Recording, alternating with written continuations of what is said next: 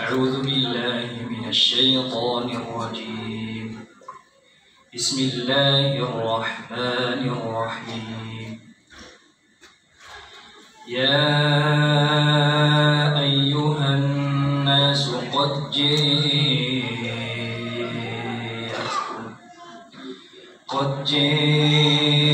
جاءتكم موعظة من ربكم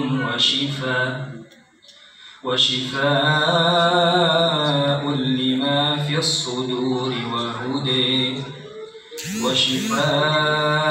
لما في الصدور وهدى ورحمة للمؤمنين.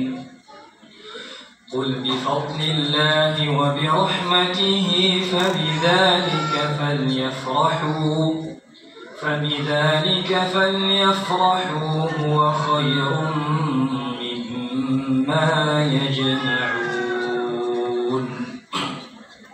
السلام عليكم ورحمة الله وبركاته. الحمد لله القائل الرحمن علم القرآن خلق الإنسان علمه البيان. والصلاة والسلام على رسول الله القائل خيركم من تعلم القرآن وعلمه. أشهد أن لا إله إلا الله وحده لا شريك له وأشهد أن محمدا عبده ورسوله. Yang kami muliakan tamu undangan guru-guru kami, Al-Habib Ustaz Luqman Hakim, guru kami Ustaz Mashkur Suyuti, guru kami Ustaz Abdul Halal Mauludi, dan orang tua kami tercinta. Begitupun para tamu undangan dan para penghafal ayat-ayat Allah Subhanahu wa taala yang dimuliakan oleh Allah Subhanahu wa taala. Bapak-bapak dan ibu-ibu yang sama-sama dimuliakan oleh Allah Subhanahu wa taala. Ayat yang kami baca, ya ayyuhan nasu qad ja'atkum, ini dengan riwayat Hamzah, riwayat yang dibaca di Kufah ketika itu, riwayat yang sanadnya mutawatir dari Rasulullah alaihi salatu wassalam. Dan beberapa ulama-ulama kaum muslimin di zaman Imam Ahmad bin Hanbal membaca dengan bacaan tersebut. Qad ja'atkum mau'izatun min rabbikum wa shifaa. Baik, Bapak-bapak dan ibu-ibu, saya ingin mengajak kita untuk sedikit merenungkan beberapa poin yang akan kami sampaikan. Poin pertama, perkataan Allah Subhanahu wa taala, "Qul bi fadlillahi wa bi rahmatihi." Katakanlah bi fadlillah, dengan karunia Allah, wa bi rahmatihi, dan dengan kasih sayangnya Allah. Katakanlah dengan karunia dan dengan kasih sayang. Al-Imam Al-Qurtubi rahimahullahu ta'ala menyebutkan di dalam tafsirnya beberapa riwayat di mana para ulama salaf menyebutkan qul bi fadlillah, katakanlah dengan karunia Allah yaitu Islam. Katakanlah dengan karunia Allah yaitu Quran. Jadi karunia Allah adalah Quran. Kemudian kata Al-Qurtubi, wa bi rahmatihi, dan dengan kasih sayangnya Allah Subhanahu wa taala. Menarik Bapak sekalian. Wa bi rahmatihi, dengan kasih sayangnya Allah. Quran ini karunia dan bentuk kasih sayangnya Allah. Kata Al-Qurtubi, an ja'alaka min ahli, ketika Allah memilih engkau bagian dari orang-orang yang disibukkan belajar, menghafal dan mengajarkan Al-Quran. An ja'alaka min ahli. Bapak dan ibu yang sama-sama dimuliakan, kata Allah apa? Fabidzalika falyafrahu. Maka dengan kenikmatan Quran tersebut, Allah jadikan dengan kasih sayangnya engkau menjadi seorang penghafal Al-Quran. Fabidzalika falyafrahu, berbanggalah, berbahagialah. Jadikan itu suatu kebanggaan. Huwa khairum mimma yajma'un, itu jauh lebih baik daripada apa yang dikumpulkan oleh orang-orang di luar sana dan kehidupan dunia mereka. Fabidzalika falyafrahu. Oh, yang diwisudahkan 5 juz aja, 5 juz aja. Kenapa ada kalimat 5 juz saja? Oh, yang dihafalkan baru 10 juz, belum 30 juz. Mengapa dengan yang 5 juz kita tidak berbangga? Kalau buka timahnya, kalau kita buka muqaddimah tafsirnya Al-Qurtubi, kita akan mendapati beliau menjelaskan bahwa Umar bin Khattab radhiyallahu taala anhu itu menghafalkan surah Al-Baqarah. Surah Al-Baqarah 12 tahun. Beliau hafalkan surah Al-Baqarah 12 tahun. Dan saking bahagianya ketika beliau selesai menghafalkan surah Al-Baqarah, beliau memotong hewan sebagai bentuk syukur kepada Allah Subhanahu wa taala. Fa bidzalika falyafrahu. Kami mengenal sebuah pesantren di Makassar. Setiap kali ada muridnya yang khatam 30 juz, dipotongkan kambing. Sebagai bentuk bahagianya, ada orang-orang yang masih Allah titipkan di hatinya Quran. Oh, yang diwisuda, masa baru 5 juz sudah diwisuda? Tunggulah 30 juz. Kenapa dengan yang sedikit kita tidak berbangga? Bukankah ini doa agar dia semakin bersemangat untuk tetap menghafalkan ayat-ayat Allah Subhanahu wa taala? Jangankan Ibnu Umar, disebutkan lagi oleh Al-Qurtubi rahimahullahu taala anaknya Abdullah bin Umar. Wa huwa man huwa? Siapa Abdullah bin Umar? Ulamanya Madinah, ulamanya para sahabat. Beliau menghafalkan surat Al-Baqarah 8 tahun. Disebutkan dalam Muwatta'nya Al-Imam Malik 8 tahun. Sebagian ulama menyebutkan mereka menghafal Al-Quran dalam waktu yang lama bukan karena lemahnya hafalan. Menyebutkan karena mereka mengumpulkan ilmu, hafalan dan amalan. Namun Ibnu Mas'ud radhiyallahu taala anhu juga menyebutkan, di zaman kami, kata Ibnu Mas'ud, di zaman kami disulitkan menghafalkan huruf-huruf Quran, namun kami dimudahkan untuk mengamalkan ayatnya. Dan kata Ibnu Mas'ud, akan datang zaman setelah kami, mereka dimudahkan menghafalkan huruf-huruf Al-Quran, namun sebagian mereka mendapatkan kesulitan mengamalkan isinya. Silahkan bapak-bapak sekalian dan ibu-ibu terka-terka, kira-kira yang dimaksud Ibnu Mas'ud itu 20 tahun akan datang atau sudah dimulai 20 tahun yang lalu? Allah Ta'ala ajalu wa alam. Yang ingin kami sampaikan, fabidzalika falyafrahu. Mari kita berbangga, berbahagia. Tidak perlu masa juz 30 aja diadakan syukuran. Ibu-ibu yang sama-sama dimuliakan oleh Allah Subhanahu wa taala. Di Gunung Binjai kami bahas kemarin, minggu yang lalu, bahwa di antara kemuliaan umat Muhammad sallallahu alaihi wasallam, kemuliaannya umat Muhammad itu apa? Dimudahkan umatnya hafal Quran, hafal kalamullah. Ada yang bisa sebutkan riwayat siapa yang hafal Taurat? Siapa ulama terdahulu yang hafal Injil, Taurat, Zabur? Kata Ibnu Munadi rahimahullahu taala, yang menghafalkan Taurat itu hanya 4 orang. 4 orang saja yang hafal Taurat. Di seluruh dunia yang hafal Taurat hanya 4 orang. Kata Ibnu Munadi, yang pertama Musa, Nabi Musa alaihi salam. Kemudian yang kedua Isa bin Maryam. Yang ketiga Uzair, yang kita biasa baca di dalam juz ke-10, wa qalatil yahudu Uzairun ibnullah. Kemudian Yusha bin Nun. Hanya ini yang hafalkan Taurat. Kenapa? Kata para ulama, al-ummah qablana wajadu su'ubatan fi hifdhi kalamillah. Mereka dipersulit untuk menghafalkan kalamullah. Disulitkan, ibu-ibu sekalian, sehingga tidak ada yang mampu menghafal kalamullah kecuali ulamanya. Maka kata para ulama, ini sesuai dengan ayat di dalam surah Al-Maidah, warabbaniyuna wal ahbaru bima stuhfidhu min kitabillah.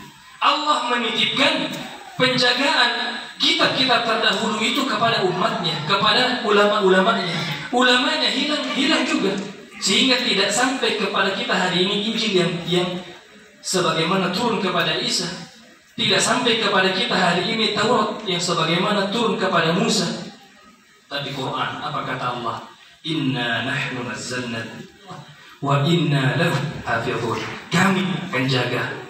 Maka disebutkan oleh para ahli tafsir bahwa Allah Subhanahu wa taala berkata kepada Musa, "Wahai Musa, aku akan mengutus suatu umat anajiluhum fi sudurihim, yang umat tersebut ayat-ayat Allah atau kitab Allah, kalamullah itu ada di dalam hati mereka." Apa kata Nabi Musa alaihissalam kepada Allah? "Allahumma ja'al tilkal umma ummati." Jadikanlah umat tersebut adalah umatku. Kata Allah, "La, bal hiya ummatu Ahmad." Tidak wahai Musa, itu adalah umatnya Ahmad Muhammad sallallahu alaihi wasallam. Apa kata Allah? "Bal huwa ayatun bayyinatun fi suduril ladzina utul ilm." Ayat-ayat itu ada di dalam hati orang-orang yang menuntut ilmu, orang-orang yang menghafalkan. Sehingga tidak heran ada anak kecil baru ditalkin dia ayat. Ada anak yang baru berumur 3 tahun, 4 tahun sudah mampu menghafalkan. Yang terdahulu orang dewasa tidak mampu menghafalkan kalamullah. Maka patut kita berbangga kalau kita memiliki anak-anak, kita memiliki orang-orang yang masih konsisten menjaga ayat-ayat Allah Subhanahu wa ta'ala.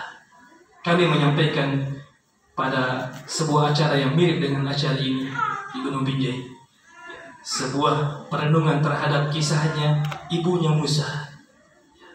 Mudah-mudahan para ibu-ibu bisa mengambil ibrahnya, pelajarannya. Ketika Fir'aun melihat di dalam mimpinya, bahwa kerajaannya akan dijatuhkan dan dihancurkan oleh generasi dari Bani Israel, maka Fir'aun mengumumkan, bunuh semua anak laki-laki yang lahir.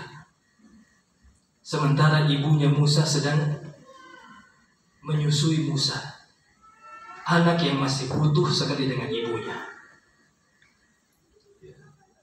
Artinya kalau ini anak mau tidak mau ditangkap oleh Fir'aun, dia dibunuh. Apa kata Allah di dalam surah Al-Qasas? Ya, para penghafal Quran kita hafal. وَأَوْحَيْنَا إِلَى أُمِّ مُوسَى أَنْ أَرْضِعِيهِ فَإِذَا خِفْتِ عَلَيْهِ فَأَلْقِيهِ فِي الْيَمِّ.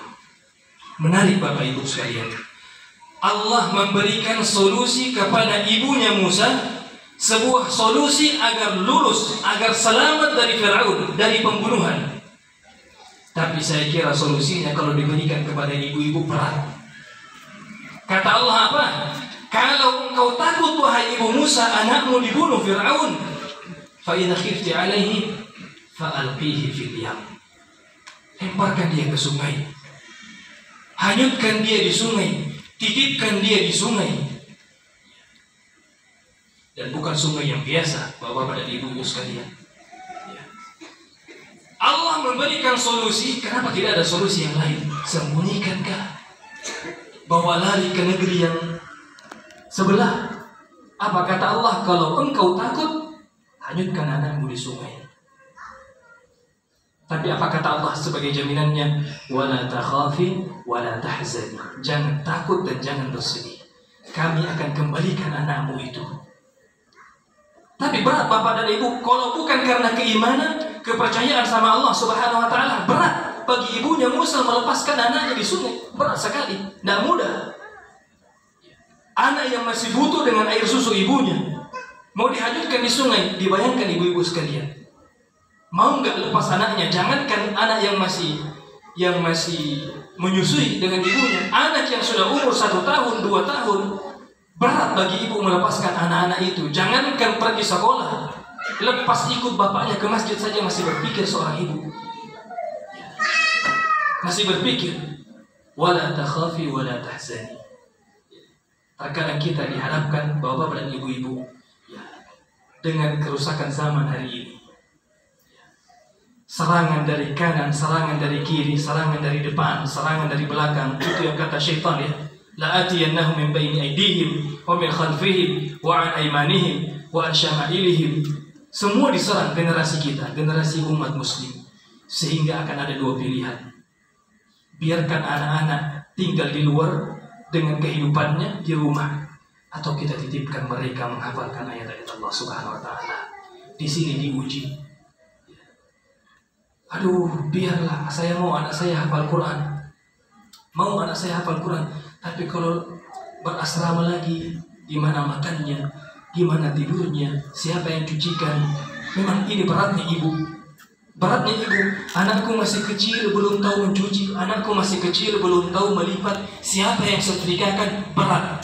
Tapi karena Quran, bismillah, inna radduhu ilaiki, Allah akan kembalikan kepada kita dengan yang terbaik insyaallah ta'ala. Bapak-bapak dan ibu-ibu yang sama-sama dimuliakan oleh Allah Subhanahu wa ta'ala, fabidzalika falyafrahu, mari kita berbangga dengan Quran yang Allah Subhanahu wa ta'ala titipkan kepada kita semua. Mari kita berbangga ketika ada anak-anak cucu kita, anak kita, tetangga kita yang menghafalkan ayat-ayat Allah Subhanahu wa ta'ala. Kata Allah Subhanahu wa ta'ala di dalam muqaddimah kami, Ar-Rahman. Kami katakan karunia Allah, Quran, kasih sayang Allah, kita menjadi ahlul Quran. Karunia Allah, Quran, kasih sayang Allah, kita sibuk dengan Quran. Kata Allah, Ar-Rahman, Allah yang maha pengasih, maha penyayang.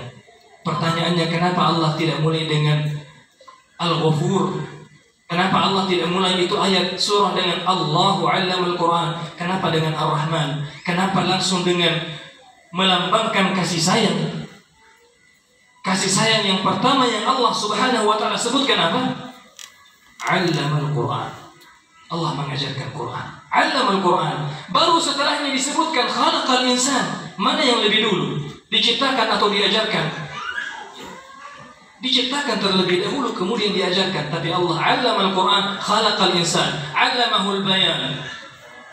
Asy-syamsu wal qamaru bihusban, wan najmu wasyajaru yasjudan. Kata para ulama kita, nikmat matahari itu besar, nikmat bintang itu besar, nikmat bumi ini besar. Wal arda wada'aha lil anam. Allah sebutkan itu kenikmatan, itu kasih sayang. Tapi kenikmatan tersebut masih jauh lebih besar kenikmatan 'allamal Quran. Kenikmatan hidup dengan Quran, kenikmatan ketika Allah Subhanahu wa ta'ala menitipkan fabidzalika falyafrahu. Maka kata para ulama kita, di antaranya Syekh Said Kamali menyebutkan, hati-hati ketika sudah hafal Quran, Allah sudah kumpulkan Quran di dalam hati mereka, Allah sibukkan dengan Quran, kemudian tiba melihat orang-orang di luar sana, YouTuber kah, apakah dan lain sebagainya, yang punya uang, yang Allah kasih kenikmatan dunia, tiba-tiba dalam hatinya ia katakan, ternyata itu jauh lebih mulia daripada saya, ini lebih hebat daripada saya. Ya, dalam sebuah riwayat dikatakan, faqad haqqara ma'azzamallah, sesungguhnya dia sudah membuat kecil apa yang Allah sudah agungkan. Falyahdhar an yuslab, hati-hati kenikmatan tersebut dicabut oleh Allah Subhanahu wa ta'ala. Karena sesungguhnya mereka yang menghafalkan ayat-ayat Allah Subhanahu wa ta'ala fi ni'matin 'aliyah, mereka berada pada nikmat yang tinggi. Ini di antara ta'ammulat kita pada pagi hari ini, Bapak-bapak dan ibu-ibu. Semoga Allah Subhanahu wa ta'ala selalu memberikan taufik kepada kita untuk mengarahkan anak-anak kita, santri-santri kita, santri dan santriwati untuk menjadi hamilul Quran. Kami tutup tausiah kita, tausiah singkat kita pada pagi hari ini dengan sebuah perkataan seorang ulama, ya, tentunya ada kaitannya. Ada seorang guru di Madinah Al-Munawwarah yang punya banyak anak laki-laki. Anaknya kata ini, bapak, nak, mau jadi apa saja silahkan, mau jadi apa aja silahkan, bapak dukung. Ayahmu akan dukung dengan syarat hafalkan Quran. Kalau engkau sudah Quran, aku akan dukung semua kegiatanmu. Masya Allah, ada anaknya yang dokter gigi, tapi juga punya dokter gigi sebagai sampingan, amalannya mengajarkan Quran di Masjid Nabawi. Ada anaknya yang jadi seorang pilot, hafid Quran. Ada anaknya yang menjadi seorang guru, hafid Quran. Ya. Ini sesuai dengan perkataan para ulama kita, Allimu auladakumul Quran. Ajarkan, titipkan anakmu itu Quran. Wal Quranu sayu'allimuhu kulla syai'. Nanti biarkan Quran yang ajarkan kepadanya segala sesuatu. Ajarkan anakmu Quran, titipkan padanya Quran. Habiskan uangmu, kehidupanmu agar anak-anak cucumu dan engkau dikumpulkan oleh Allah Subhanahu wa ta'ala yauma la dhilla illa dhilluh, dengan nurul Quran, cahaya Allah Subhanahu wa ta'ala. Kita tutup dengan